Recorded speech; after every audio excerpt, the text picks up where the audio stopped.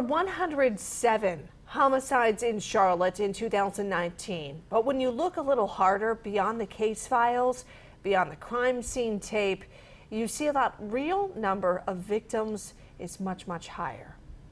Not all my friends know what I've been through. Many of the victims Charlotte lost to violence last year were parents, and now their children have to go on without them. And the support they need can be really intensive. Channel 9's veteran crime reporter Glenn Counts reported on many of these homicides last year, and tonight he's focusing on the little victims you don't often hear from. Just playing. Meet Kyle and Zari. He's 11 and she's 7. Well, I like to play on my computer at my school. I like the games too. On the surface, they are just normal kids, but inside they carry a crushing burden. I know that she's in a better place now, and now like she can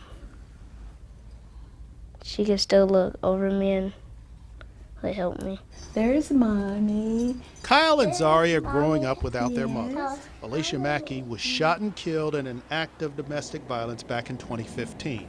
Cameron Phillips, her ex and Zari's father, then turned the gun on himself, dying by suicide. It was rough.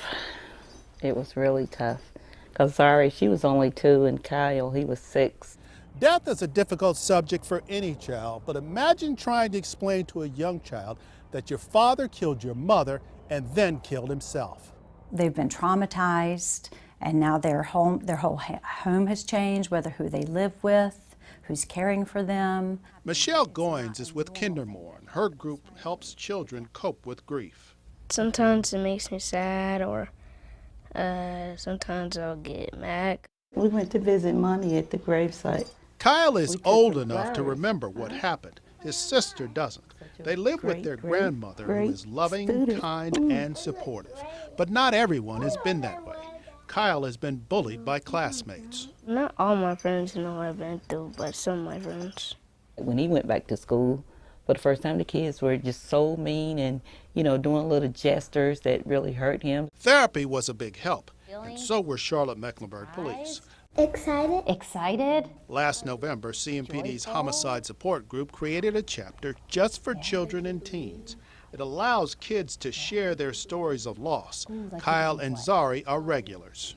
Sometimes I say the stuff that she used to do for us. Like what? Like make us pancakes, and I was only 2 when she did that. Children grieve differently than adults and may not express it the same way the adults do. You're not appealing off of her? Art is one of the ways therapists reach kids in these sessions. In one, Zari drew a raccoon. They asked her, they said, the raccoon made a boo-boo? And she said, yes, hurt his little leg, he made a boo-boo. So the therapist asked her one question, she said, what about you, do you have a boo-boo?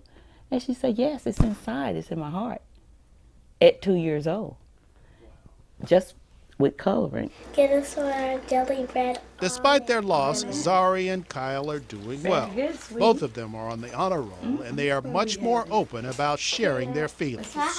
They try to follow all the rules, do everything that's good, be honest, and protect each other.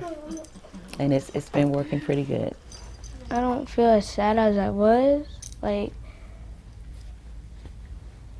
cause I know that she's in a better place. In Charlotte, Glenn Counts, Channel 9 Eyewitness News. Just want to give them a hug and make them feel better. And the sad thing is that there are so many other children that are going through that, and every year more and more become victims. To be so small and to have to process something so massive really is heartbreaking. Thank God they have that grandmother. Someone who loves them, absolutely. If you'd like to learn more about resources available to families in similar situations, you'll find a link under Glenn's story on the WSOC News app.